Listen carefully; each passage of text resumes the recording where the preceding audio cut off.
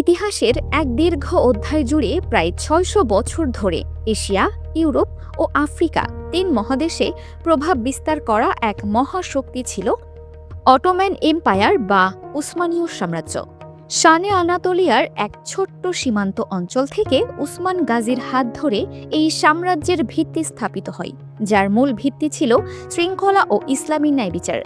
উসমানীয়দের প্রকৃত উত্থান ঘটে ১৪৫৩ সালে, যখন তরুণ সুলতান মেহেদ তৎকালীন বাইজেন্টাইন সাম্রাজ্যের রাজধানী কনস্টান্টিপল জয় করেন।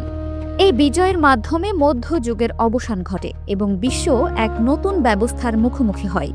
তবে উসমানীয় শক্তির স্বর্ণযুগ আসে সুলতান সুলাইমানের আমলে, যাকে ইউরোপে সুলাইমান দ্য ম্যাগনিফিসেন্ট এবং মুসলিম বিশ্বে কানুনি নামে ডাকা হতো।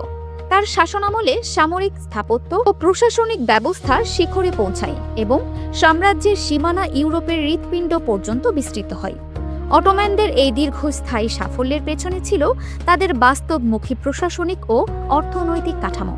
তারা ইউরোপ ও এশিয়ার মধ্যকার সিল্ক রোড ও বাণিজ্যিক পথ নিয়ন্ত্রণ করত, যা থেকে বিপুল রাজস্ব আসত।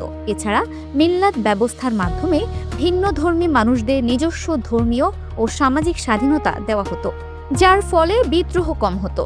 তাদের সেনাবাহিনী ও প্রশাসনে মেধাকে সর্বোচ্চ গুরুত্ব দেওয়া হতো, যা দুর্নীতি কমিয়ে দক্ষতা বাড়িয়েছিল।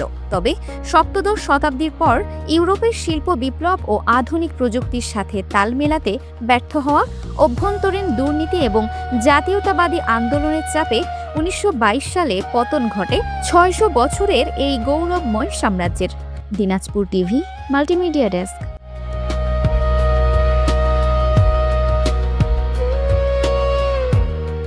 দিনাজপুর টিভি মানুষের জীবনের কথা বলে।